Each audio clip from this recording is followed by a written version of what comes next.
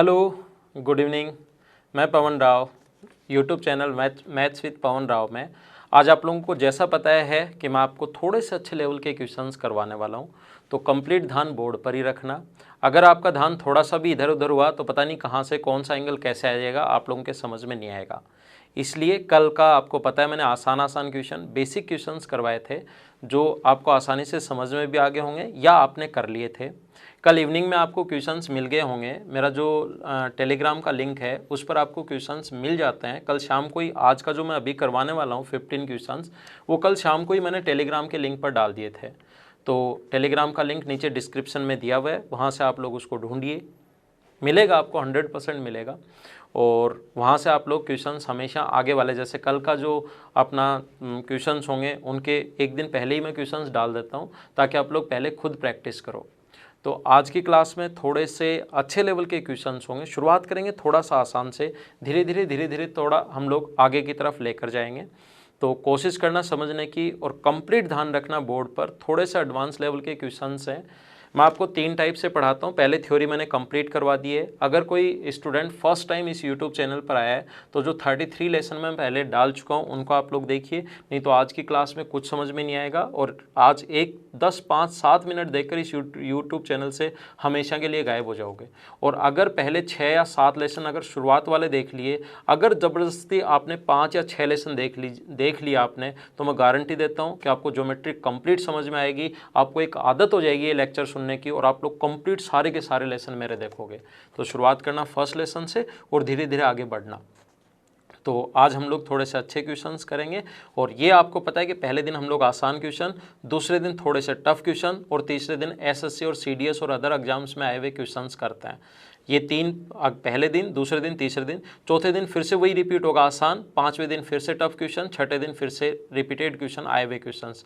जिससे एसएससी कभी बेसिक से पूछे तो फर्स्ट टाइप के क्वेश्चन हम कर रहे हैं, कभी एडवांस लेवल के पूछे तो सेकंड कर रहे हैं, और अगर प्रीवियस ईयर्स के दे तो तीसरा हम लोग कर रहे हैं। पूरा हम लोग कंप्लीट लेकर चलेंगे। ऐसा नहीं है कि जो पिछले साल के कर लो पास हो जाओगे, आजकल एसएससी में कुछ नहीं है। तो सबसे पहले आपके सामने पहले तो मैं क्वेश्चंस दे चुका हूँ, फिर भी अगर कोई स्टूडेंट चाहता है कि सर बोर्ड पर क्वेश्चन आए तो पहला क्वेश्चन आपके सामने ये रहा। आप लोग इसको पढ़िए, साथ साथ मैं भी पढ़ता चलता हूँ।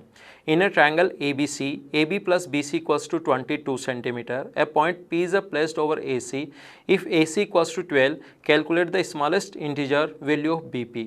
हिंदी मीडियम वालों के लिए भी मैं पढ़ देता हूँ। त्रिभुज ABC में दो साइड्स का सम 22 सेंटीमीटर दिया हुआ है। P भुजा BC पर AC पर स्थित है। यदि AC इक्वल्स टू 12 सेंटीमीटर तो BP की न्यूनतम लंबाई पूर्णांक में क्या होगी, इंटीजर में क्या होगी, ऐसा हम लोगों से पूछा गया है। तो आइए हम लोग सोल्व करते हैं। यहाँ पर अपने पास इस प्रकार से एक ट्रायंगल A, B और C।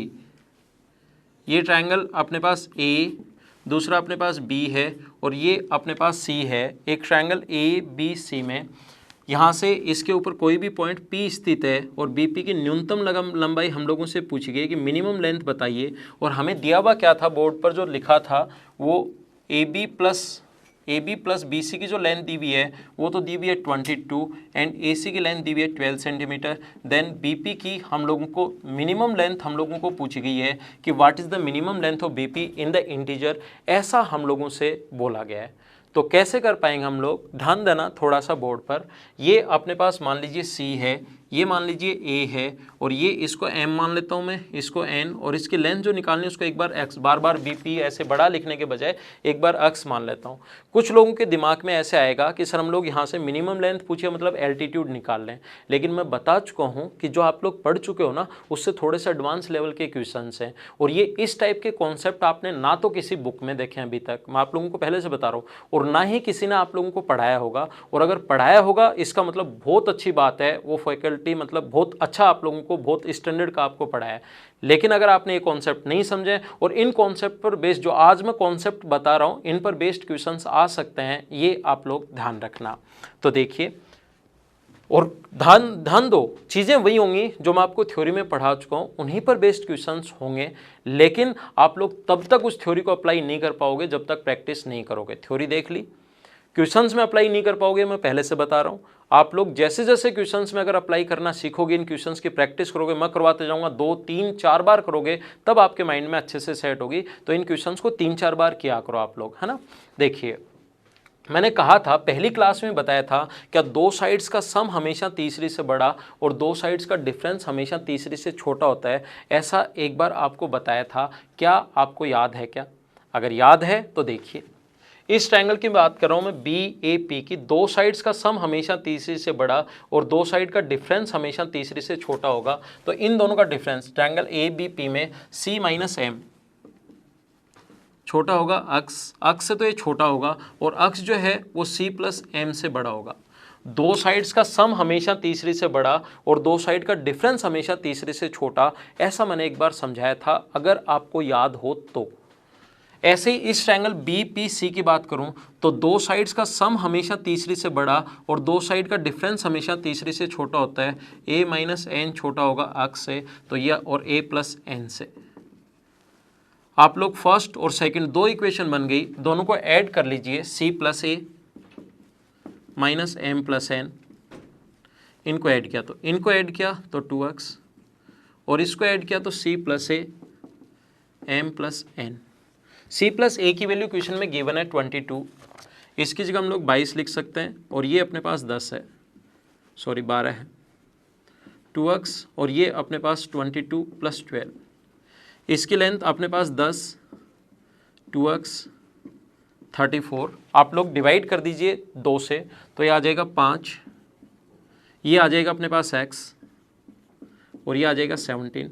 अक्स की मिनिमम वैल्यू जो होगी वो 5 से बड़ी होगी, और हमारे पास 5.1 भी हो सकती है, 5.2 भी हो सकती है, 5.3 भी हो सकती है। लेकिन इसने कहा कि इंटीजर में बताओ, पूर्णांक में बताइए, तो पूर्णांक अपने पास कितना होगा, ऑप्शन में जो दिया हुआ है वो 6 दिया हुआ है, और यही अपना आंसर है। तो उससे जो आपने पढ़ा था अभी तक, उससे थोड़ा सा नेक्स्ट लेवल का क्वेश्चन है, एक बार फिर इस वीडियो को देखना और वापस समझने की कोशिश करना। तो आइए हम लोग चलते हैं दूसरे क्वेश्चन पर, और दूसरा क्वेश्चन आपके सामने बोर्ड पर ये रहा, और मैं पढ़ देता हूँ आपके लिए। A point O is inside a triangle ABC where OA equals to OC equals to AB and AB equals to 12x, OAC equals to 3x, OCB equals to 2x, calculate the value of x। त्रिभुज ABC के अंदर O एक बिंदु इस प्रकार से है कि AB बराबर OC बराबर OA, ये दिए हुए 3 angle 12x 3x 2x, then find the value of x। देखो मैं समझाता हूँ आपको, कोशिश करना, अच्छे क्वेश्चन हैं, और आप लोग पहले से करने की कोशिश क्या करो, आपको हमेशा ज़्यादा समझ में आएगा। अगर आप लोग मेरे बताने से पहले करने की कोशिश करोगे, हमेशा ज़्यादा समझ में आएगा। तो क्वेश्चंस को पहले करने की कोशिश किया करो, ये बात ध्यान रखना। एक ट्रायंगल है ABC, इसके अंदर एक पॉइंट है O। इसने कहा है इनसाइड एक पॉइंट है, हिंदी और इंग्लिश दोनों में लेकर चलेंगे, AB बराबर A से B तक बराबर है OC और बराबर है OA के, OA बराबर OC बराबर AB, OA बराबर ये और ये बराबर हैं, इसको भी मिला दीजिए। इसने कहा है कि एंगल A जो है वो अपने पास दिया हुआ है, एंगल ABC, एंगल ABC जो है ये हम लोगों को एंगल ABC, ये वाला एंगल जो दिया हुआ है वो दिया हुआ है 12x, ABC 12x है, OAC equals to 3x, OAC ये वाला जो एंगल दिया हुआ हम लोगों को ये दिया हुआ है 3x, OAC 3x दिया हुआ है। तो मुझे बताइए दोनों इक्वल हैं, और मैंने एक बार, अगर आपको याद हो तो एक बार मैंने समझाया था आपको कि दो साइड ट्रायंगल के इक्वल तो उसके सामने के एंगल भी इक्वल, ये दोनों बराबर हैं, तो इसके सामने 3x है तो ये भी कितना होगा अपने पास 3x होगा। क्यों होगा, दो साइड बराबर, सामने के एंगल बराबर। और OCB हम लोगों को दिया हुआ है 2x, OCB ये वाला एंगल हम लोगों को दिया हुआ है 2x, ये 2x दिया हुआ है। हम लोग क्या करेंगे, ये दोनों साइड इक्वल हैं, तो इसके सामने वाला एंगल ये अगर अल्फा है, इसके सामने ये अल्फा है, तो इसके सामने ये वाला एंगल भी अल्फा होगा। एक ट्रायंगल की दो साइड इक्वल तो सामने के कोण भी बराबर, ये साइड अल्फा है, ये एंगल अल्फा है, ये एंगल अल्फा है। तो मुझे बताइए ट्रायंगल का तीसरा एंगल जो बचा वो क्या अपने पास 180 माइनस 2 अल्फा हुआ क्या? हाँ ना बताओ आप लोग। तीसरा जो एंगल है वो अपने पास हो गया 180 माइनस 2 अल्फा, ये वाला एंगल 180 माइनस 2 अल्फा, और एक ट्रायंगल के तीनों एंगल्स को ऐड करने पर 180 डिग्री आना चाहिए, ये आपको पता होगा। आप तीनों को ऐड कर दीजिए। ये पूरा एंगल 12x क्वेश्चन में गिवन है, ये 2 और 3 5x गिवन है, ये वाला angle 180 minus 2 alpha plus 3x, 180 minus 2 alpha plus 3x equals to 180 degree. 180 से 180 जब सोल्व करोगे कट जाएगा, 12, 5 और 3 को ऐड करोगे तो इधर तो 20x आ गया और इधर आ गया 2 अल्फा, तो अल्फा की जो वैल्यू आ गई वो अपने पास आ गई 10x।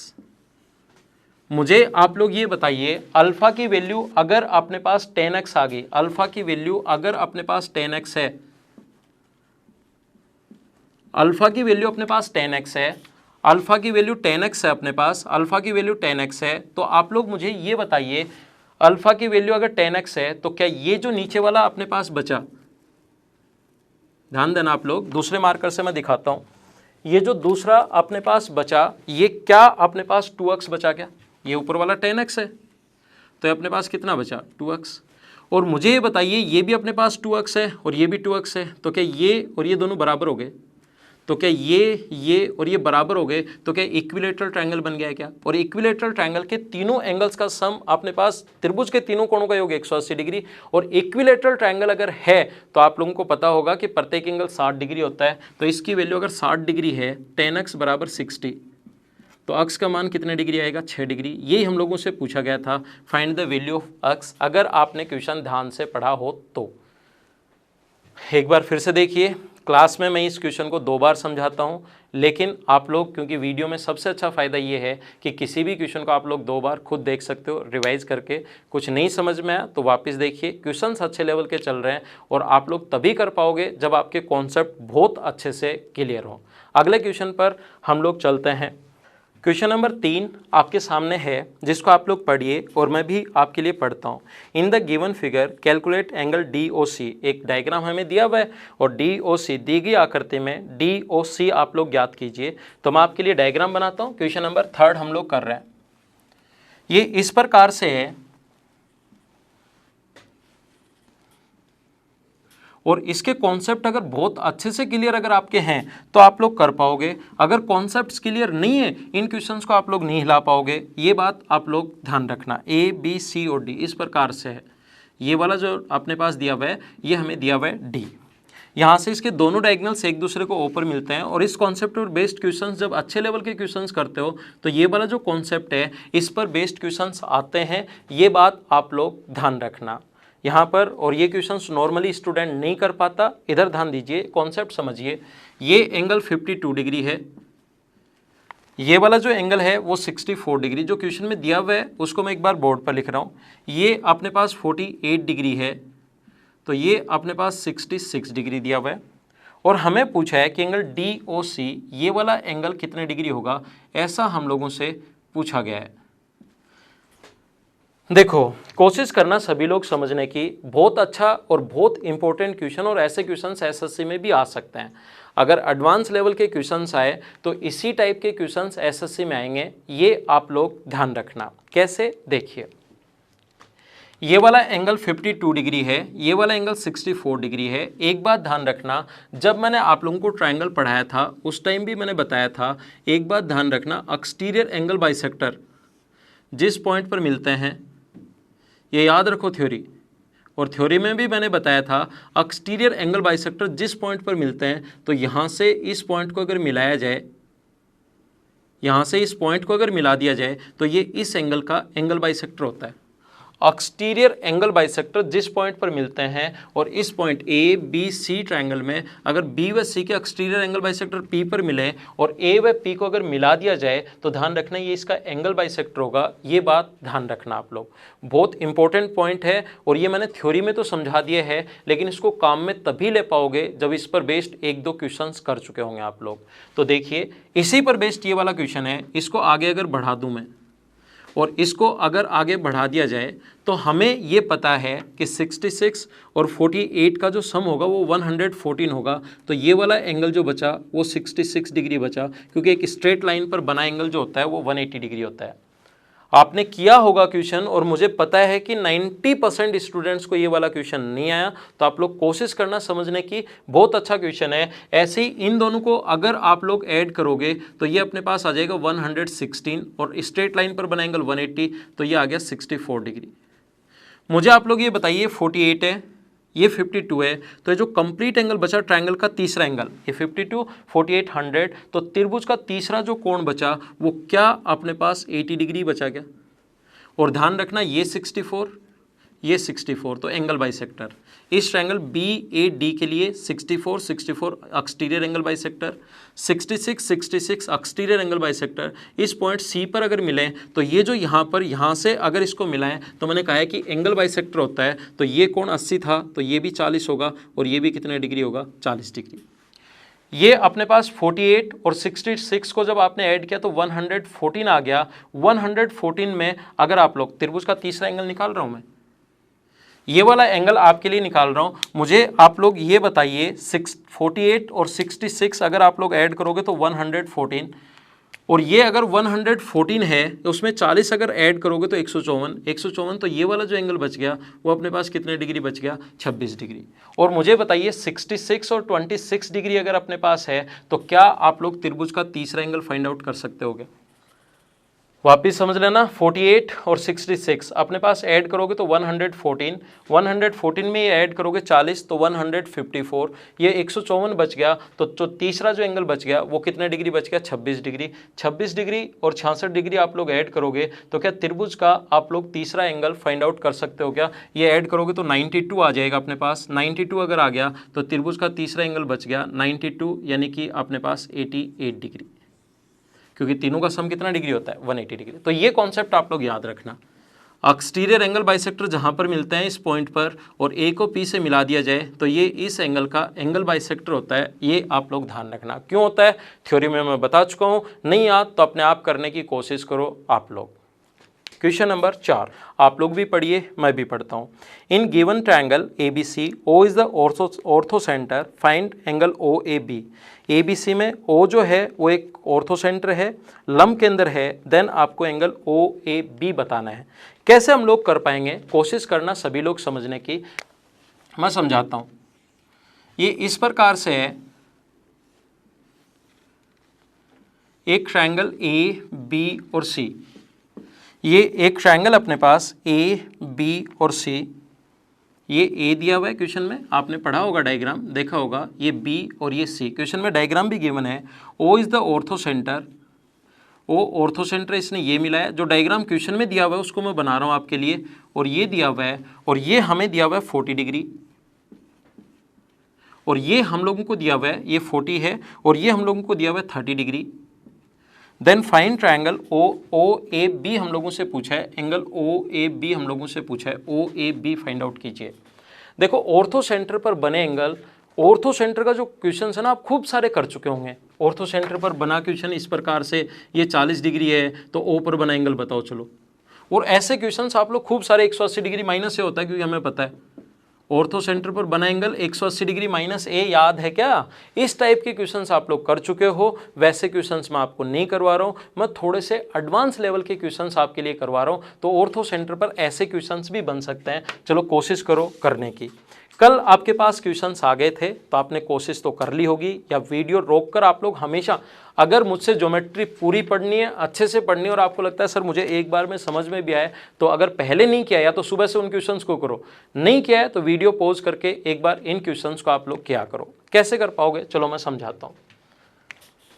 ये ऑर्थो सेंटर है, इसको आगे बढ़ाओ, इसको आगे बढ़ाओ। लंब केंद्र को आगे बढ़ाने पर ध्यान रखना जिस पॉइंट पर मिलते हैं वहां पर बना कोण 90 डिग्री, यहाँ पर बना कोण 90 डिग्री, और इसको भी आगे बढ़ा दो, ये कोण 90 डिग्री। मुझे बताइए ये कोण 90 है, ये 40 है, 90 40 इस ट्रायंगल की बात करो, इस पॉइंट को D नाम दे दो, ADC में 90 40 तो तीसरा 50 बचा, तो क्या 18 डिग्री होगा क्या, ठीक है। 90 32 तो क्या ये वाला जो एंगल है वो 58 डिग्री होगा क्या, हाँ ना कुछ तो बोल दो आप लोग। 58 होगा, क्योंकि त्रिभुज के तीनों कोणों का योग 180 डिग्री होता है। ये अगर 58 है तो मुझे बताओ क्या ये भी 58 होगा क्या, ये अगर 58 है, वर्टिकली अपोजिट एंगल शीर्षाभिमुख कोण बराबर होते हैं, तो ये अगर 58 है तो ये भी 58 हुआ। 58 90 तो क्या ये तीसरा जो एंगल बच गया क्या 32 डिग्री बच गया क्या।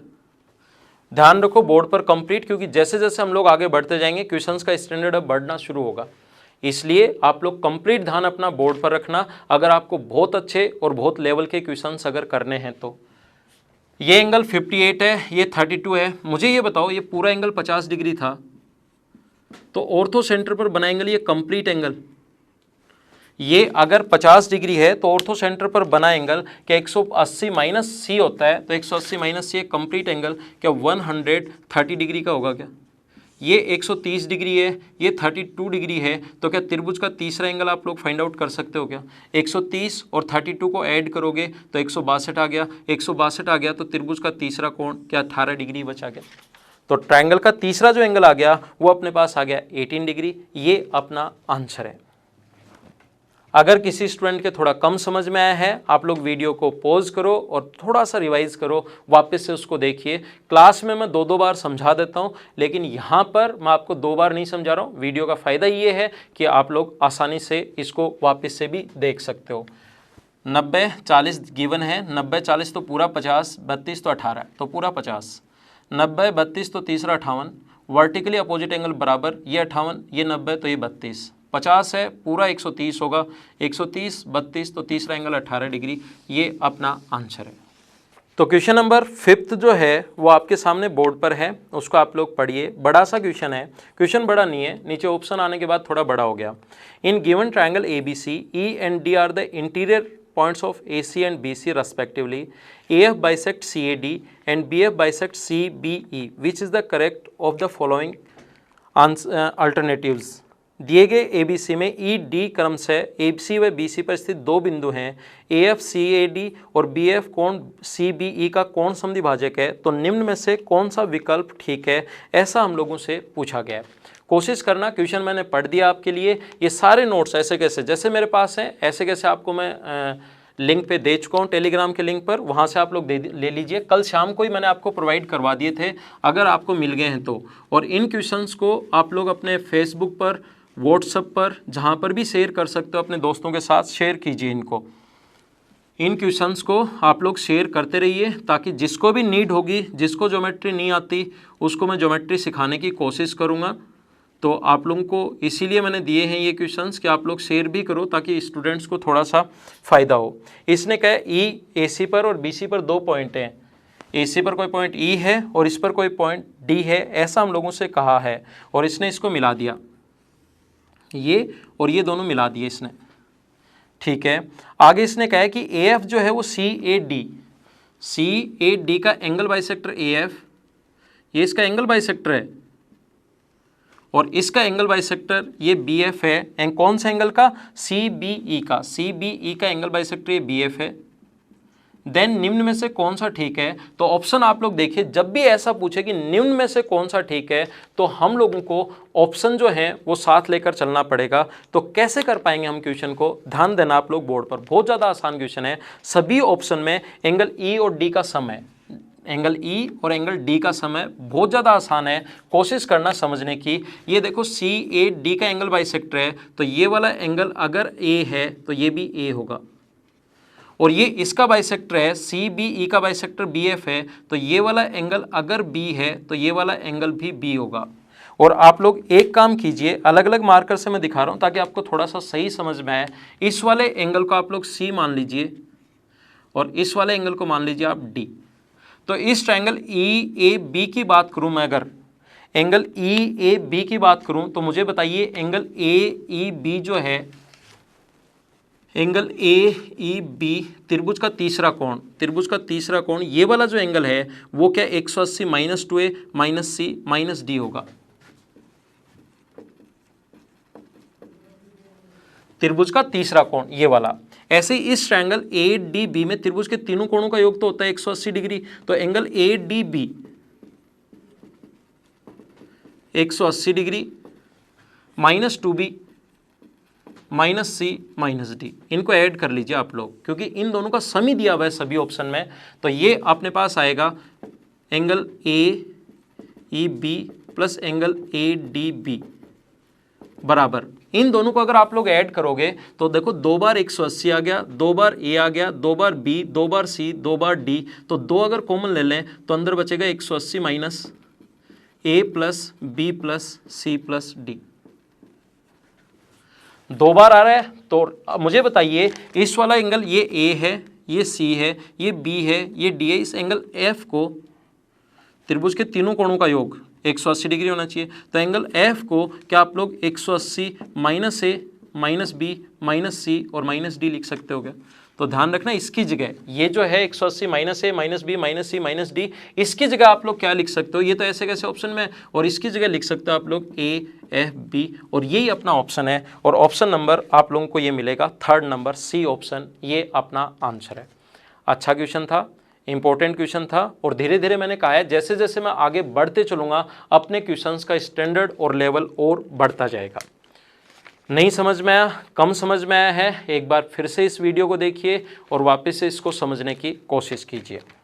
नेक्स्ट क्वेश्चन 6 नंबर, बड़ा सा क्वेश्चन है, आपके सामने बोर्ड पर लिखा हुआ है, इसको आप लोग पढ़ लीजिए। ट्रायंगल ABC में B का अंतःद्विभाजक तथा C का बाह्य द्विभाजक D पर मिलते हैं। D से CB के समांतर एक रेखा जो AC को L पर और AB को M पर मिलती है। यदि समलंब चतुर्भुज LCMB में CL और MB क्रम से 5 और 7 हों तो LM की लंबाई क्या होगी? ऐसा हम लोगों से पूछा गया है। देखो एक ट्रायंगल है A, B और C। ये एक ट्रायंगल है A, B और C। इसने कहा एक तो B का बाइसेक्टर और एक C का बाइसेक्टर एक दूसरे को D पर मिलते हैं, ऐसा सबसे पहले कहा है। क्वेश्चन आपके पास होगा भी, पढ़ भी लिया होगा, मैं पढ़ता चलता हूं। D से CB के समांतर एक रेखा जो AC को L पर, इसके समांतर एक लाइन खींची जो AC को मिल रही है L पर, इसके पैरेलल लाइन खींची, ध्यान रखना ये पैरेलल लाइन खींची है, BC के पैरेलल एक लाइन खींची जो AC को L पर और AB को M पर मिलती है। इसने हम लोगों से कहा है CL और MB क्रम से, CL तो अपने पास दिया हुआ है 5 और MB दिया हुआ है 7।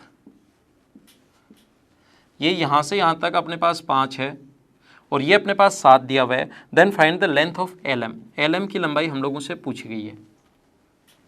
तो कैसे कर पाएंगे? ध्यान देना बोर्ड पर, यहां पर हमारा क्वेश्चन करने का तरीका जो होगा, इस क्वेश्चन को देखिए, ये एंगल बाइसेक्टर हैं, तो ये कोण अगर थीटा है तो ये कोण भी थीटा होगा।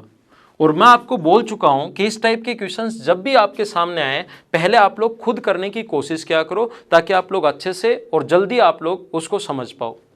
और ये वाला एंगल अगर अपने पास ये बाह्य बाइसेक्टर है तो ये वाला कोण अगर अपने पास मान लो x है तो ये वाला कोण भी x होगा। आप लोगों को मैं समझा चुका हूं, दो लाइन अगर पैरेलल हों तो ऑल्टरनेट एंगल एकांतर कोण हमेशा बराबर होते हैं। और जो भी थ्योरी मैं आप लोगों को पढ़ा चुका हूं उसको मैं साथ साथ आप लोगों को रिवाइज करवाते चलूंगा, आपको याद करवाते चलूंगा ताकि आपको अच्छे से और ज़्यादा समझ में आए। देखिए, तो ये दोनों लाइन पैरेलल थी, ये कोण अगर थीटा है तो क्या अपने पास ये वाला कोण थीटा होगा क्या? ये थीटा है, ये थीटा, एक ट्रायंगल के दो कोण बराबर है तो उसके सामने की साइड बराबर, इसके सामने ये यहाँ से यहाँ तक 7 क्वेश्चन में गिवन है तो यहाँ से यहाँ तक ये भी 7 होगा। थीटा थीटा सामने 7 तो ये भी 7 होगा। और इसको अगर मैं दूसरे मार्कर से दिखाऊं आपके लिए, ये वाला यहाँ से यहाँ तक, ये वाला मान लो x है या y है तो ये भी x होगा। और मैंने अभी भी बताया कि ऑल्टरनेट एंगल हमेशा बराबर, ये अगर x है तो एक कंप्लीट एंगल क्या x होगा क्या? तो दो कोण बराबर, ट्रायंगल एल सी डी की बात कर रहा हूँ, ये x है ये x है, तो इस अक्ष के सामने 5 है। देखो क्वेश्चन में गिवन है ये 5, तो इस अक्ष के सामने यहाँ से यहाँ तक ये जो होगा, यहाँ से यहाँ तक ये ग्रीन से जो दिखाया है वो क्या 5 होगा क्या? टोटल 7 है, इधर वाला 5 है, तो क्या इसकी लेंथ 2 बच गई क्या? 2 बच गई, ये अपना आंसर है। आसान क्वेश्चन था थोड़ा सा। आइए तो अगले क्वेश्चन पर चलते हैं हम लोग, नेक्स्ट क्वेश्चन पर।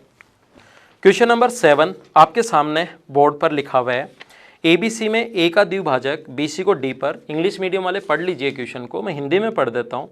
D पर काटता है, B से लंब जो AD को E पर मिलता है, AC के समांतर एक रेखा जो E से गुजरती है, BC को G पर, AB को H पर काटती है। यदि AB 26, BC equals to 28, AC equals to 30, then find the length of DG। तो DG की लंबाई आप लोग ज्ञात कीजिए। कोशिश करना समझने की, अच्छा और आसान क्वेश्चन। एक ट्रायंगल अपने पास A, B और C, समझाता हूँ मैं आपको और समझ में सभी को आ जाएगा, बस ध्यान रखना बोर्ड पर। और आपने खुद ने कर लिया होगा और आपको पता होगा कि क्वेश्चन किस स्टैंडर्ड का है। आपने कोशिश कर ली होगी और आपको पता लग गया होगा कि क्वेश्चन किस स्टैंडर्ड का है। ए का द्विभाजक बीसी को डी पर काटता है।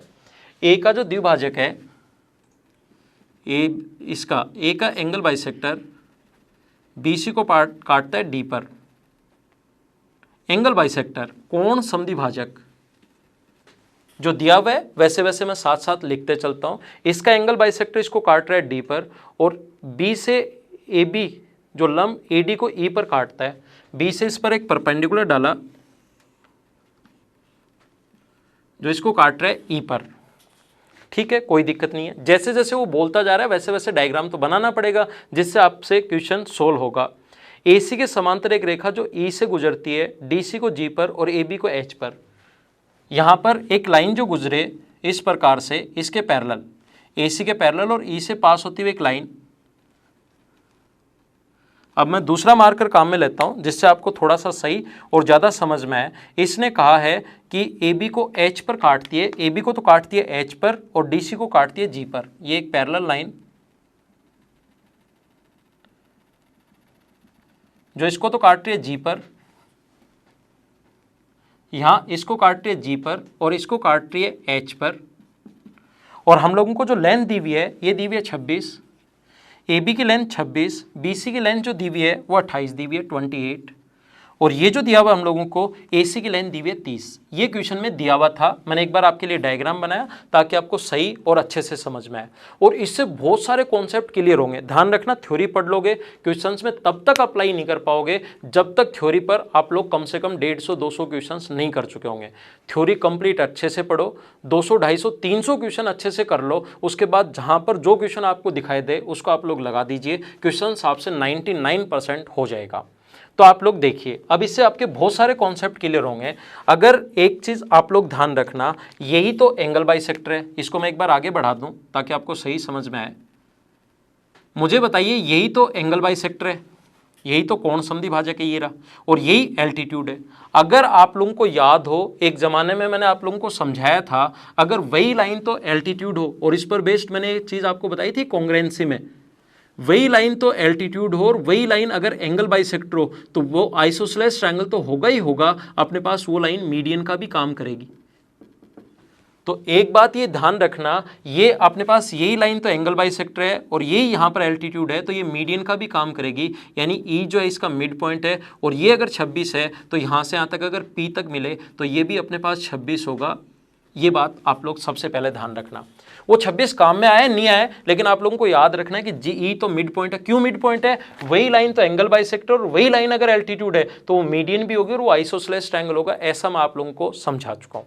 देखिए यहां पर कोशिश करना समझने की, अब ध्यान देना सभी लोग बोर्ड पर। ये अपने पास एंगल बाइसेक्टर सामने वाले साइड को उसी रेशियो में डिवाइड करता है जिस रेशियो में एंगल बनाने वाली साइड्स हैं। तो 26 और 30, तो क्या एंगल बनाने वाली जो साइड्स होंगी वो 13:15 में होनी चाहिए।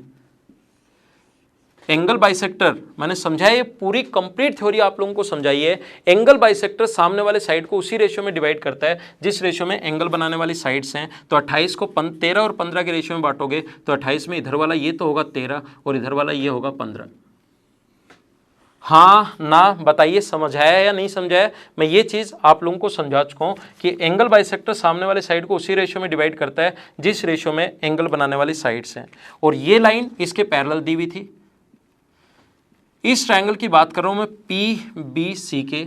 ये मिड पॉइंट में प्रूव कर चुका हूँ पहले ही, क्योंकि वही एल्टीट्यूड और मिड पॉइंट से अगर इधर पैरेलल लाइन खींचोगे तो सामने वाले के भी मिड पॉइंट पर मिलेगा। तो टोटल अगर 28 था तो यहाँ से यहाँ तक ये तो 13 पहले आ चुका है, और यहाँ से यहाँ तक ये जो होगा ये 14 होगा। डायग्राम थोड़ा सा इस टाइप से बन गया है, आप लोग ध्यान रखना। डायग्राम थोड़ा सा जी पॉइंट थोड़ा आगे चला गया, लेकिन सही डायग्राम जब बनाओगे थोड़ा सा, क्योंकि एल्टीट्यूड और मीडियन का काम करेगी, थोड़ा इधर आएगा, लेकिन कोई बात नहीं, गलती वो से थोड़ा आगे दिखाई दे रहा है, बाकी डायग्राम में कोई गलती नहीं है। तो ये यहाँ से यहाँ तक 14, ये 13, डीजी की लेंथ पूछी है तो क्या आंसर 1 आ गया क्या? ये अपना आंसर है।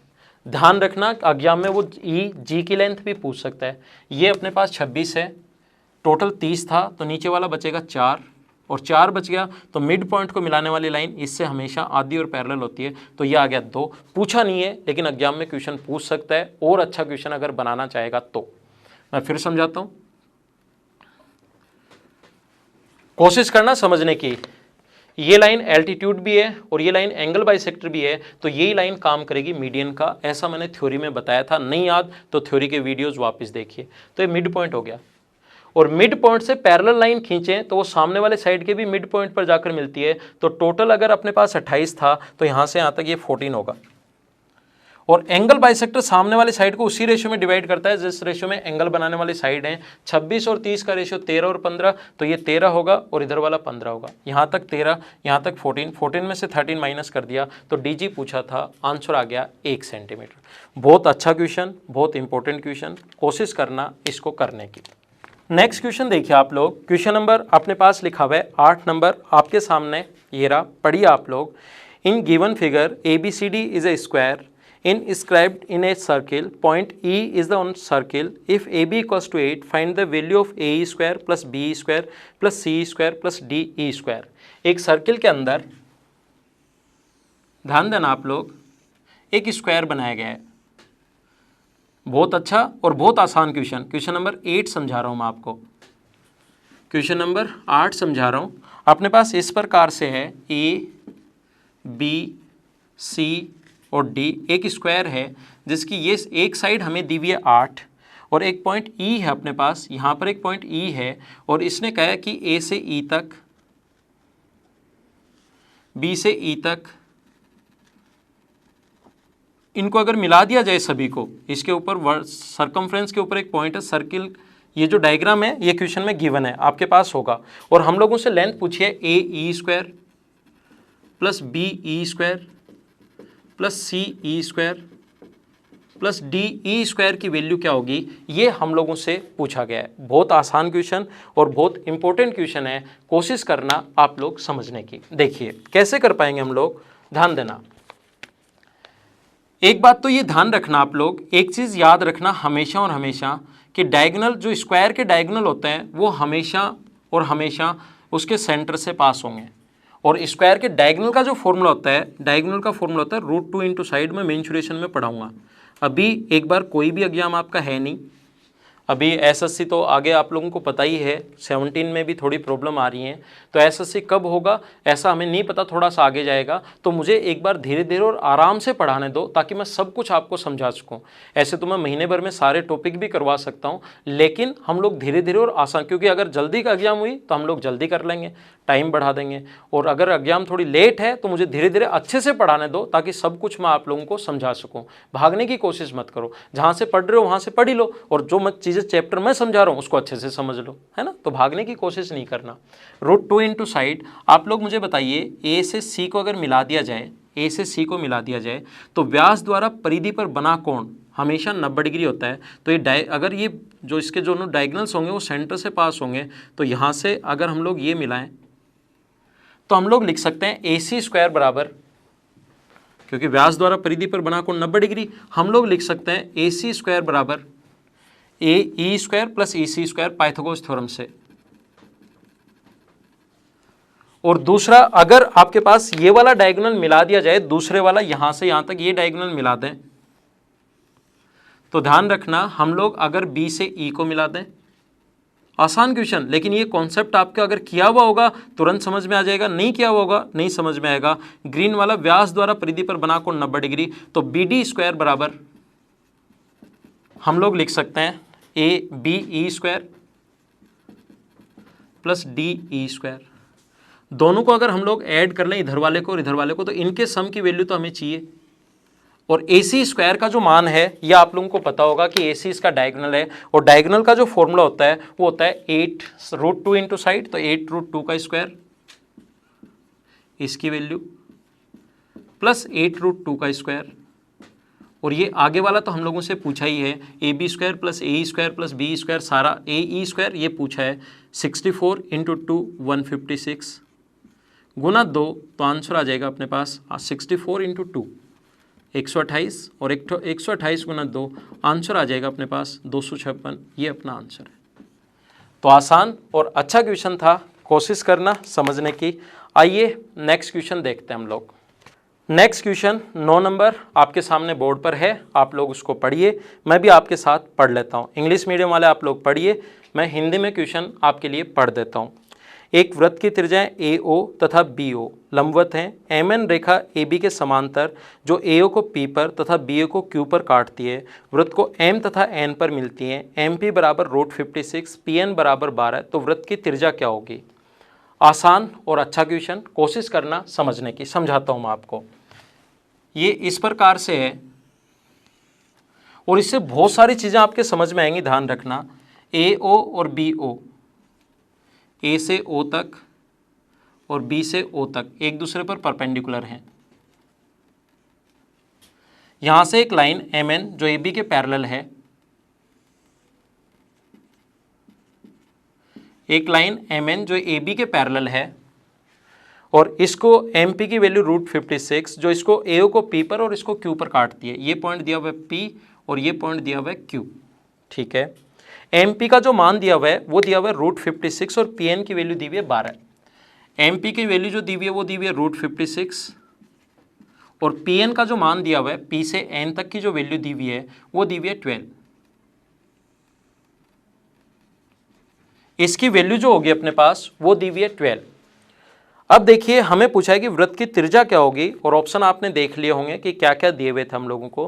वृत्त की त्रिज्या हमें फाइंड आउट करनी है। What is the radius of circle, ये हम लोगों को फाइंड आउट करना है। कैसे कर पाएंगे? देखिए, बहुत अच्छा और आसान क्वेश्चन, आसान भी है और अच्छा भी है। कैसे करेंगे? देखो, आप लोग एक काम कीजिए, PN की लेंथ 12 दी हुई है, ये 56 दिया हुआ है, तो ये दोनों अगर पैरेलल हैं तो ये जो क्वेश्चन में गिवन है वो अभी तक लिख चुका हूं मैं। ये अगर √56 है तो ये भी अपने पास √56 होगा। QN की वैल्यू भी √56 होगी। ये यहां से यहां तक आप लोग इसको आगे बढ़ाओ। ये अगर मैं अक्स मानता हूं और ये रेडियस है तो ये O से A तक भी रेडियस होगा, तो ऊपर वाला ये जो बचा अपने पास ये होगा R-A। अक्स माना तो R - X। बहुत अच्छा क्वेश्चन मैं आप लोगों को करवा रहा हूँ और काफ़ी देर हो गई है मुझे पढ़ाते हुए, और मैं 15 क्वेश्चंस आपको करवाऊंगा ही। आप लोग भी अगर बोर होते हो, कोई बात नहीं, बोर होने दो, बोर होगे, लेकिन अच्छे क्वेश्चंस अगर आपको करने हैं तो आपको साथ साथ रहना ही पड़ेगा। मैं भी वीडियोस की लेंथ बढ़ा रहा हूँ, आप भी थोड़ा अपना स्टेमिना बढ़ाओ, बोर होना कम करो, इधर ध्यान रखना। अच्छे क्वेश्चंस हैं ये यहाँ से यहाँ तक R, ये अक्स माना तो ये R - अक्स होगा अपने पास। और हम लोग एक सर्कल की दो कोर्स अगर एक दूसरे के अंदर इंटरसेक्ट करें तो PA × PP बराबर लिख सकते हैं। PA × इस पॉइंट को अगर हम लोग मान लो R माने तो हम लोग लिख सकते हैं PA × PR बराबर PM × PN। तो P से A तक तो अपने पास R - X, P से R तक है अपने पास R + X, ये अपने पास है √56 और ये अपने पास है 12। इसको लिख सकते हैं R² - X² बराबर 12 √56। देखो, एक चीज ध्यान रखना, ये दोनों अगर पैरेलल हैं तो ये अगर x है तो ये यहां से यहां तक और यहां से यहां तक इधर वाला भी x होगा, जिसको मैं ब्लू से ही दिखा देता हूं। ये अपने पास x होगा। ये टोटल PN जो Q अपने पास PN 12 था, इधर वाला अगर ये √56 है तो इधर वाला भी √56 होगा। तो P से Q तक की जो वैल्यू आ गई अपने पास, P से Q तक की जो वैल्यू आ गई वो आ गई 12 - √56। तो हम लोग इस ट्रायंगल POQ में लिख सकते हैं x² + x², पाइथागोरस थ्योरम से x² + x² बराबर इसका स्क्वायर होगा 144 + 56 - 24 √56। तो दो बार आएगा, तो ये x² की जो वैल्यू आ गई वो दोनों को ऐड किया तो 200, तो ये आ गया 100 - 12 √56। ये जो x² की वैल्यू जो है आप लोग यहाँ पुट कर दीजिए, R², ये लिख सकते हैं आप लोग 100 + 12 √56, क्योंकि बाहर माइनस का है तो अंदर जाएगा तो ये तो हो जाएगा माइनस का और ये हो जाएगा प्लस का, बराबर 12 √56। ये इससे कट गया। R² बराबर अगर 100 है तो R की वैल्यू रेडियस पूछी थी 10, ये अपना आंसर। एक बार फिर समझाता हूँ, अच्छा और आसान क्वेश्चन 2-3 बार कर लोगे चीज़ें बहुत ज़्यादा आसान लगने लगेंगी। मैं पहले से बता रहा हूँ, धीरे धीरे स्टैंडर्ड में बढ़ाते जाऊँगा, लेकिन आप लोग तभी समझ पाओगे जब कंप्लीट वीडियो अच्छे से 2 बार देखोगे आप लोग, तभी अच्छे से समझ में आएगा, नहीं तो आप लोगों की चीज़ें समझ में आना बंद हो जाएंगी। पहले आप लोग थ्योरी देखिए और उसके बाद वीडियोस देखिए, थ्योरी देखिए, क्वेश्चंस देखिए, थ्योरी क्वेश्चन, ऐसे 3-4 बार करोगे तो आपको अच्छे से समझ में आ जाएगा। मैं फिर समझा रहा हूँ, ध्यान देना आप लोग। ये √56 और 12 ये दोनों क्वेश्चन में दिए हुए हैं। हमें इसकी रेडियस फाइंड आउट करनी थी, हम लोगों ने इसको आगे बढ़ाया, ये पॉइंट R मान लिया। ये अगर दो कोड्स एक दूसरे को अगर P पर इंटरसेक्ट करें तो AP इंटू PR बराबर MP इंटू QN, ये हम लोग लिख सकते हैं। ये टोटल यहाँ से यहाँ तक रेडियस अगर मैं R मान लूँ तो इधर भी R होगा, इसको X मान लिया तो ये R माइनस एक्स, तो R माइनस एक्स और ये R प्लस एक्स, √56 और 12, ठीक है, ये आ गया। अब x की जो वैल्यू है यहाँ से x² प्लस x², ये √56 अगर होगा तो इधर वाला भी √56 ही होगा, अगर ये दोनों पैरेलल हैं तो। क्यों होगा? यहाँ से हम लोग लाइन खींचेंगे, एक ट्रिपेजियम बनाएंगे और उसके बाद उसको प्रूव करेंगे। आप लोग खुद इस चीज़ को याद रख लेना। यहाँ से इस प्रकार से इसको इससे मिलाएंगे, इसको इससे मिलाएंगे, तो कोशिश करना अपने आप करने की। ये भी एक या पैरेलल हो तो आप लोग ये याद रख सकते हो कि ये भी अपने पास √56 ही होगा, ये मैंने लिख दिया है। टोटल 12 था, ये √56, तो ये 12 माइनस √56, इसका स्क्वायर प्लस इसका स्क्वायर बराबर इसका स्क्वायर। x का मान यहाँ से यहाँ पुट कर दिया, सोल्व करते ही अपने पास आंसर आ गया। अगले क्वेश्चन पर चलते हैं हम लोग, नेक्स्ट क्वेश्चन। तो क्वेश्चन नंबर 10 आपके सामने बोर्ड पर लिखा हुआ है, एक समबाहु त्रिभुज ABC का लंब AD जो O केंद्र वाले वृत्त का व्यास है, यदि वृत्त त्रिभुज ABC भुजा AB को E पर और AC को F पर काटे तो इन दोनों का रेशियो हम लोगों से पूछा है। इंग्लिश मीडियम वाले स्टूडेंट क्वेश्चन को इंग्लिश में पढ़ लीजिए। ABC is a equilateral triangle. Question number हम लोग देख रहे हैं 10 number. ABC is a equilateral triangle and AD is the perpendicular.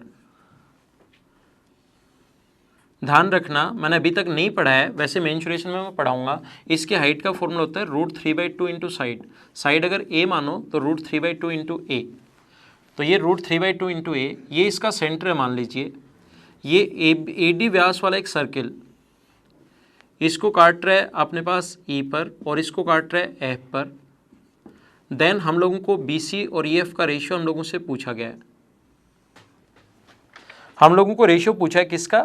EF और BC का रेशियो पूछा है, ये हम लोगों से पूछा गया है। कोशिश करना समझने की, और एक दो चीज़ें मैं पहले भी आपको थ्योरी में पढ़ा चुका हूँ, और जब आपको हाइट एंड डिस्टेंस पढ़ाऊंगा तो मैं ये बताऊंगा ही बताऊंगा। ध्यान रखना, 30 के पास वाली साइड बड़ी और 60 के पास वाली साइड छोटी होती है, और छोटा और बड़ा बनाना है √3 से। किसी ने अगर रेशियो रट रखे हैं वो ठीक है। 30 के पास वाली साइड बड़ी, तो ये अगर x है तो ये √3x होगा, और कर्ण हमेशा 30 डिग्री के सामने वाली साइड का डबल होता है। ये आप अच्छे से समझ लो, क्योंकि मैं ज्योमेट्री में बहुत जगह काम में लूंगा और हाइट एंड डिस्टेंस तो पूरी पढ़ाऊंगा इस टाइप से। 30 के पास वाली साइड बड़ी, 60 के पास वाली साइड छोटी। छोटा या बड़ा बनाना है √3 से। लगे कि बड़ा बनाना है तो √3 से इंटू कर दो, लगे छोटा बनाना है तो √3 का भाग दे दो।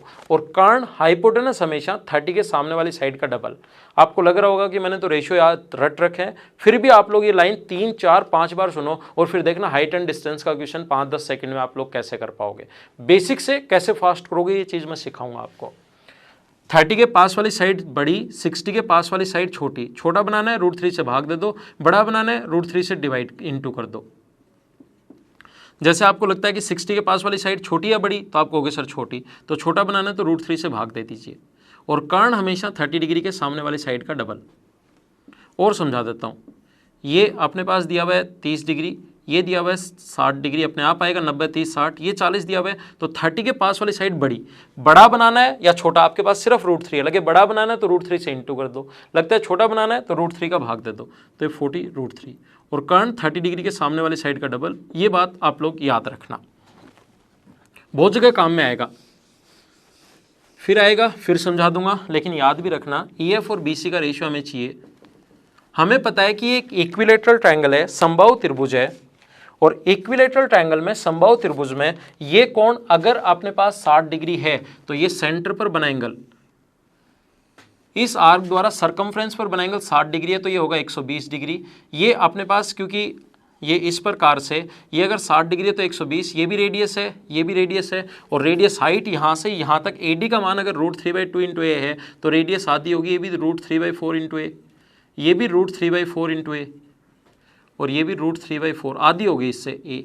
तो यही एल्टीट्यूड, यही मीडियन, ये एंगल बाइसेक्टर, ये 60, ये 120, तो ये इधर वाला 60, तो ये आ गया 30 डिग्री। और मुझे आप लोग ये बताइए, कर्ण हमेशा 30 डिग्री के सामने वाले साइड का डबल होता है, कर्ण 30 डिग्री के सामने वाले साइड का डबल, तो ये √3/4 इंटू ए है, तो कर्ण 30 डिग्री के सामने वाले साइड का डबल, ये क्या अपने पास यहाँ लिख देता हूँ, √3/8 होगा क्या। और 30 के पास वाली साइड बड़ी या छोटी, आप कहोगे सर बड़ी, बड़ा बनाना तो इसको √3 से इंटू कर दें, तो ये आ गया 3/8a।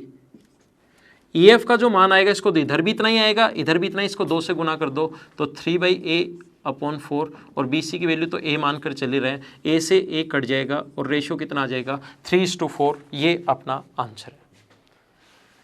तो आसान क्वेश्चन था। नेक्स्ट क्वेश्चन पर चलते हैं, ये आपको खुद को भी आना चाहिए था पहले से। नेक्स्ट जो क्वेश्चन है एक बार मैं करवा चुका हूँ, लेकिन फिर भी सिस्टमेटिक चल रहे हैं क्वेश्चंस में, मुझे वापस मैं पढ़ाता हूँ। देखिए ध्यान देना बोर्ड पर आप लोग, क्वेश्चन नंबर हम लोग 11 नंबर देख रहे हैं, क्वेश्चन नंबर 11 आपके सामने बोर्ड पर क्वेश्चन आ गया है, आप लोग देख लीजिए।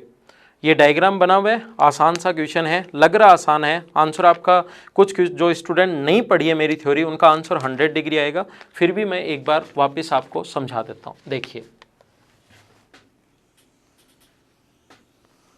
इस प्रकार से है, ये दिया हुआ है A, ये दिया हुआ है B, और ये हम लोगों को दिया हुआ है C, और ये अपने पास D है, और ये इसका सेंटर है O। D से O को मिला दें हम लोग, और यहाँ से इसको भी मिलाया है। ये वाला दोनों एंगल हम लोगों को क्वेश्चन में गिवन, अगर आपने पढ़ा है तो ये एंगल अपने पास दिया हुआ है ABC, ये 30 डिग्री। ये वाला जो एंगल हम लोगों को दिया हुआ है 20 डिग्री, और ये वाला एंगल दिया हुआ है 20 डिग्री। कुछ लोग देखते ही क्या करते हैं 30 और ये 60, ध्यान रखना सेंटर पर बना एंगल होता है सेम सरकमफ्रेंस द्वारा, यहाँ सेम सरकमफ्रेंस नहीं है, ये तो O आ रहा है, तो इसको आप लोग 60 मत कर लेना, क्वेश्चन साफ साफ गलत हो जाएगा। फिर क्वेश्चन सर हम लोग कैसे करें, ऐसे गलत हो जाएगा तो क्वेश्चन करने का जो तरीका होगा वो क्या होगा, देखिए आप लोग यहाँ से इसको मिला दो, ये अगर 30 है तो ये 60 होगा, और इसको अगर मिला दें तो एक बात ध्यान रखना, O से C तक और O से A तक बराबर है क्योंकि रेडियस है, तो ये 60 अगर है तो बचा 120, तो इसके सामने ये भी 60 होगा और ये भी पूरा 60 होगा, ये 20, तो ये बचा 40 डिग्री। ध्यान देना ये कोण 40 डिग्री, ये कोण 30 डिग्री, तो ये कोण बचा अपने पास 70 डिग्री। Exterior angle always sum of interior opposite के बराबर होता है, तो 70। ये कोण अगर अपने पास 70 डिग्री है, ये 40 है, ये 60 है, तो क्या ये वाला कोण अपने पास 10 डिग्री आ जाएगा क्या। ये 60 होने पर ये और ये तो पहले ही बराबर आ गए, क्योंकि 60 और 60 है तो ये पहले से बराबर आ गए। और एक चीज़ ध्यान रखना, त्रिभुज का 30, ये 70 आ गया, क्योंकि 30 और 40 बाहर एक्सटीरियर एंगल 70। और मुझे आप लोग ये बताइए, ये कोण अगर 70 आ गया, ये 40 है, ये 60 है, तो त्रिभुज का एक और एंगल, तीनों कोणों का योग 180 होना चाहिए, इनको ऐड किया तो 170, तो ये 10, ये पूरा 70, ये पूरा 70, तो क्या ये दोनों भी बराबर हो गए क्या, ये दोनों बराबर, और ये इसके बराबर पहले से था, तो ये भी दोनों बराबर। तो ये कोण अगर 20 डिग्री है और एक ट्रायंगल के दो अगर साइड बराबर हैं, एक कोण 20 डिग्री है, तो बचे हुए दोनों एंगल निकाल सकते हो क्या। आइसोसेलेस ट्रायंगल का DOC के लिए अलग से बना रहा हूँ, DOC के लिए ये कोण अगर 20 डिग्री और ये दोनों बराबर हैं, तो बचा हुआ एंगल ये भी 70 डिग्री होगा, और ये भी अपने पास नहीं 80 है ना, 160 बचा, तो ये भी 80 होगा, और ये भी अपने पास 80 होगा, तो ये वाला जो एंगल आएगा वो 80 डिग्री आएगा। बहुत अच्छा, बहुत इंपॉर्टेंट क्वेश्चंस, तो आप लोग इसको ध्यान रखना, एक बार वापस से देखिए और इसको करने की कोशिश कीजिए। नेक्स्ट क्वेश्चन देखिए आप लोग, क्वेश्चन नंबर 12। दो वृत्त एक दूसरे को A तथा B पर काटते हैं तथा वृत्तों की उभयनिष्ठ जीवा AB को 10 सेंटीमीटर है। जो दोनों वृत्तों को केंद्र से मिलाने वाली रेखा वृत्त को P तथा Q पर अगर काटती है, PQ = 3, यदि वृत्त की त्रिज्या 13 सेंटीमीटर हो तो दूसरे वृत्त की त्रिज्या कितनी होगी। जैसे ही मैं क्वेश्चन पढ़ता हूँ आपके सामने क्वेश्चन आ जाता है, साथ साथ आप लोग भी पढ़ा करो। कल इवनिंग में मैं पहले से क्वेश्चन दे चुका हूँ मेरे टेलीग्राम के लिंक पर, तो उसको आप लोगों को साथ साथ वहाँ से क्वेश्चन ले लीजिए। नीचे डिस्क्रिप्शन में लिंक दिया हुआ है, वहाँ से जाइए, वहाँ से क्वेश्चन आप लोग ले सकते हो। तो देखिए क्वेश्चन नंबर 12 मैं आप लोगों को समझाता हूँ। यहाँ पर अपने पास लिखा हुआ है दो वृत्त एक दूसरे को ए तथा बी पर काटते हैं। दो सर्किलें जो एक दूसरे को ए तथा बी पर इंटरसेक्ट करते हैं, ए बी इक्वल्स टू 10। ठीक है, दोनों वृत्तों को केंद्र से मिलाने वाली रेखा इनको पी तथा क्यू पर काटे। ए बी की लेंथ 10 दी हुई है, तो ध्यान रखना हमेशा ये इस पर परपेंडिकुलर होता है, तो ये बचा 5। एक की रेडियस आपके सामने 13 दी हुई है और पी और क्यू पर काटे है ना, इसको दोनों सेंटर को मिलाने वाली लाइन O1 और इसका सेंटर मान लीजिए O2। यहाँ तक ठीक है। इसके बाद हम लोगों को कहा है कि वृत्त की त्रिज्या अगर 13 सेंटीमीटर हो तो दूसरे वृत्त की त्रिज्या कितनी होगी, ऐसा हम लोगों से पूछा गया है। तो दूसरे वृत्त की त्रिज्या अगर पूछे तो आसान क्वेश्चन है। देखो 13 के स्क्वायर में से 5 का स्क्वायर माइनस करोगे तो यहाँ से यहाँ तक ये आ जाएगा 12।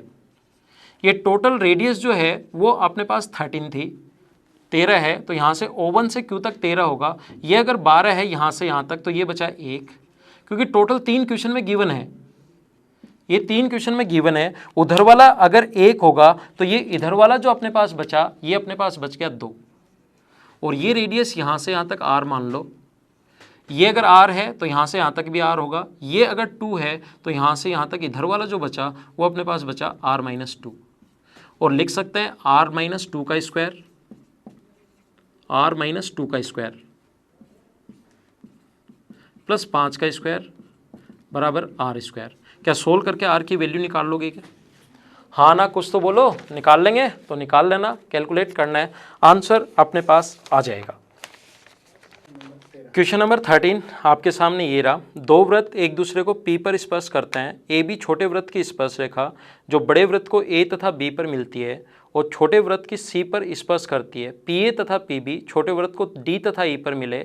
AB 15 है, P 2 है, PD इक्वल्स टू 3 है। देखिए क्वेश्चन नंबर 13 अपने पास जो लिखा हुआ है उसका मैं डायग्राम बना देता हूँ ताकि आपको सही से समझ में आए।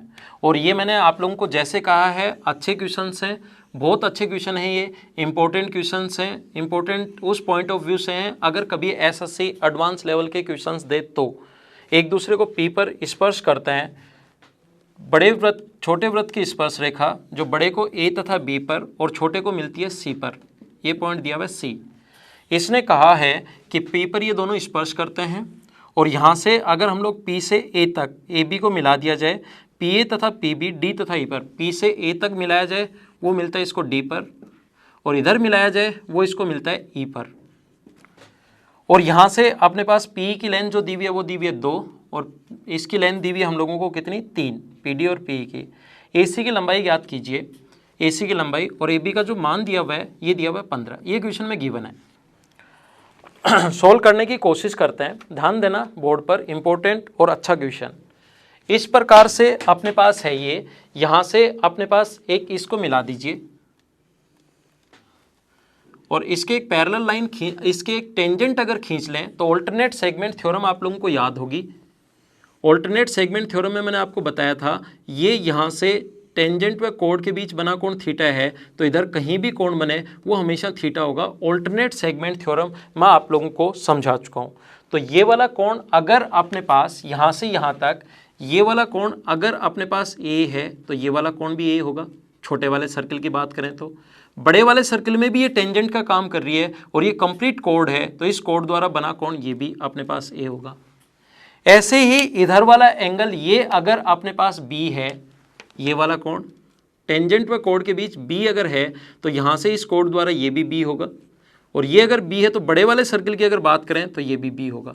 तो मुझे बताइए ये B ये रहा, ये A ये रहा, तो क्या ट्रायंगल PDE और ट्रायंगल PAB दोनों के दोनों ट्रायंगल जो है वो सिमिलर हो गए क्या? कौन कौन से? ट्रायंगल PDE जो है वो सिमिलर होगा किसके साथ? PAB के साथ। तो यहाँ से हम लोग लिख सकते हैं PD अपॉन PA, यहाँ से लिख लो PD अपॉन PA बराबर होगा D अपॉन AB बराबर होगा P/PB के। ये इक्वल हो, ये सिमिलरिटी से भुजाएं समान अनुपात में होंगी, ऐसा हम लोग लिख सकते हैं।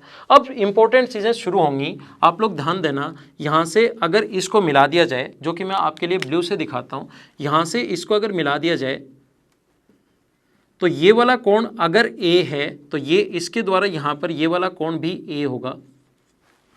ये अगर A है, सेम आर्क द्वारा सरकमफ्रेंस पर बने कोण बराबर होते हैं। और ये वाला कोण अगर x मान लो तो ये अगर इस ब्लू लाइन द्वारा ये B+x है तो टेंजेंट के साथ ये वाला जो कोण होगा वो B+x होगा।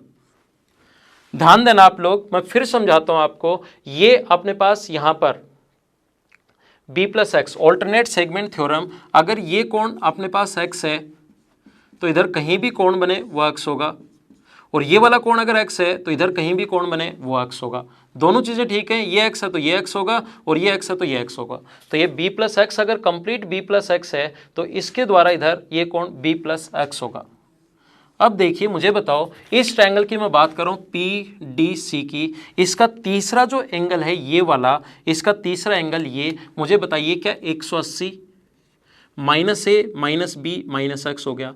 ऐसे ही इस ट्रायंगल में PCB में इस ट्रायंगल का तीसरा एंगल ये जो है कि 180 -b -x -a, 180 -b -x -a, 180 -b -x -a के दोनों बराबर हो गए तो क्या एंगल बाइसेक्टर हो गया क्या? और अगर आपको एंगल बाइसेक्टर थ्योरम याद है तो एंगल बाइसेक्टर सामने वाली साइड को अगर आपको याद है तो AC/BC का रेशियो वही होगा, AC/BC का रेशियो वही होगा जो एंगल बनाने वाले साइड्स हैं, जो रेशियो है PA और PB का रेशियो। और ऊपर वाले ट्रायंगल में ऊपर वाली जो अपने पास रिलेशन आया है, इसमें क्या हम लोग ऐसा लिख सकते हैं क्या, फर्स्ट और थर्ड को अगर क्रॉस मल्टीप्लाई कर दें तो ये ऊपर चला जाएगा, तो क्या PA/PB ऊपर गया तो क्या PD/PB P लिख सकते हैं क्या? इसको ऊपर ले जाओ, PA/PB बराबर PD/P, और मुझे आप लोग ये बताइए PA/PB की जगह क्या हम लोग PD, इसकी जगह AC/BC बराबर इसकी जगह क्या हम लोग PD/P लिख सकते हैं क्या? और अब मुझे बताइए PD की वैल्यू तो कितनी है 3 और P की वैल्यू कितनी है 2। AC का मान निकालना, इसको आप लोग x मान लीजिए, इधर वाला हो जाएगा 15 - x। क्या आप लोग सोल्व करके यहाँ से x का मान निकाल सकते हो क्या? क्रॉस मल्टीप्लाई करना है, x का मान निकाल लेना, अपना आंसर आ जाएगा। तो क्वेश्चन नंबर 14 आपके सामने ये रहा, मैं पढ़ देता हूँ क्वेश्चन नंबर 14 को।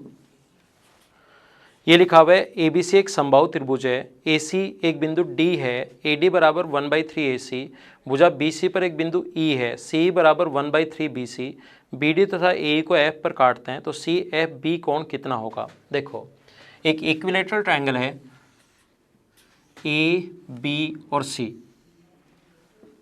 ABC is a equilateral triangle. इस पर एक पॉइंट D इस प्रकार से है कि इसने लिखा है कि AD/AC, जैसे लिखा हुआ है वो मैं बता देता हूँ। AC को इधर लाओ 1/3, तो ये अगर अपने पास 1 है तो AC 3 है तो ये बचा 2, और इस पर एक पॉइंट E इस प्रकार से है कि ये 1 है तो ये 2, क्योंकि आगे भी ये दिया हुआ है AE/BC इक्वल्स टू 1/3, तो AE को 1 मानोगे तो इधर वाला 2, क्योंकि टोटल 3, तो इसको अगर x मानते हो तो 2x, ये x मानते हो तो ये अपने पास होगा 2x। सबसे पहली बात, इन दोनों को मिलाया गया जो एक दूसरे को F पर मिलते हैं, तो ध्यान रखना ये x है और ये x है, ये दोनों बराबर। तो ट्रायंगल ADB जो अपने पास ट्रायंगल है, या DAB ट्रायंगल DAB जो होगा वो कॉन्ग्रुएंट होगा कौन से ट्रायंगल के साथ? DAB जो होगा वो सर्वांगसम होगा अपने पास ECA के साथ, ECA के साथ सर्वांगसम होगा, क्योंकि अपने पास ये इसके बराबर पहले से DA बराबर है EC के बराबर। सर्वांगसम क्यों होगा वो मैं बता रहा हूँ। और AB और CA बराबर है, AB और CA बराबर इसलिए है क्योंकि अपने पास कौन सा ट्रायंगल है? इक्विलेटरल ट्रायंगल है, और एक एंगल जो अपने पास है A और C बराबर, क्योंकि 60 डिग्री है वो बराबर होगा।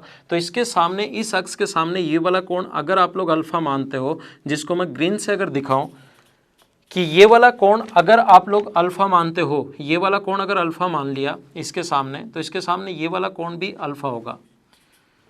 ये कोण अपने पास अल्फा है, तो ये वाला जो एंगल बचा अपने पास, ये बच गया 60 माइनस अल्फा। ये 60 माइनस अल्फा है और ये कोण हमें पता है कि 60 डिग्री है, तो ये वाला जो एंगल बचा अपने पास, ये अपने पास बच गया, ये 60 माइनस अल्फा और ये अपने पास 60 डिग्री है, तो इन दोनों को अगर ऐड करें तो 120 माइनस अल्फा, तो ये अपने पास हो गया 60 प्लस अल्फा। हाँ ना बताइए, समझ आ रहा है क्या? क्योंकि अपने पास त्रिभुज के तीनों कोणों का योग 160 डिग्री होना चाहिए, तो 60 माइनस अल्फा, ये कोण 60 और ये कोण अपने पास 60 प्लस अल्फा, और यहाँ पर ये पूरा कोण 60 डिग्री है, ये वाला जो कोण है वो 60 माइनस अल्फा, क्योंकि पूरा कोण 60 डिग्री था। 60 माइनस अल्फा, ये 60, तो ये वाला जो एंगल बचना है ये वाला एंगल होगा 60 प्लस अल्फा, और ये 60 प्लस अल्फा है, तो बाहर वाला जो एंगल हो गया ये हो गया 120 माइनस अल्फा। बाहर वाला angle 120 minus alpha, 60 plus alpha, 60 minus alpha, तो क्या ये तीसरा कोण 60 डिग्री बचा क्या? क्योंकि तीनों कोणों का योग 180 डिग्री होना चाहिए। अब देखो ये कोण 120 माइनस अल्फा और ये कोण 60 प्लस अल्फा, यहाँ से क्वेश्चन शुरू होता है। ये इंपॉर्टेंट क्वेश्चन, बहुत अच्छा क्वेश्चन है, 3 या 4 बार देखना, उसके बाद आपके समझ में आएगा। मुझे आप लोग ये बताइए, क्या ये जो है अपने पास साइक्लिक क्वाड्रिलेटरल 60 प्लस अल्फा और 120 माइनस अल्फा 180 हो गया, 180 हो गया, तो क्या ये अपने पास चक्रीय चतुर्भुज साइक्लिक क्वाड्रिलेटरल बन गया क्या? और साइक्लिक क्वाड्रिलेटरल बन गया क्योंकि विपरीत कोणों का योग 180 डिग्री होते हैं, साइक्लिक क्वाड्रिलेटरल बन गया, चक्रीय चतुर्भुज बन गया। और ये अपने पास x और 2x आगे अगर बढ़े और इसको इससे मैं मिला दूं तो ये कोण 60 डिग्री है। कर्ण हमेशा 30 डिग्री के सामने वाली साइड का डबल होता है, ऐसा मैंने थोड़ी देर पहले बताया था। ये 30 है, ये x, ये 2x और ये अपने पास हो गया 90 डिग्री। इसके द्वारा अगर ये कोण 90 डिग्री है तो इसके द्वारा सेम आर्क द्वारा क्या यहाँ पर बना कोण भी 90 डिग्री होगा क्या?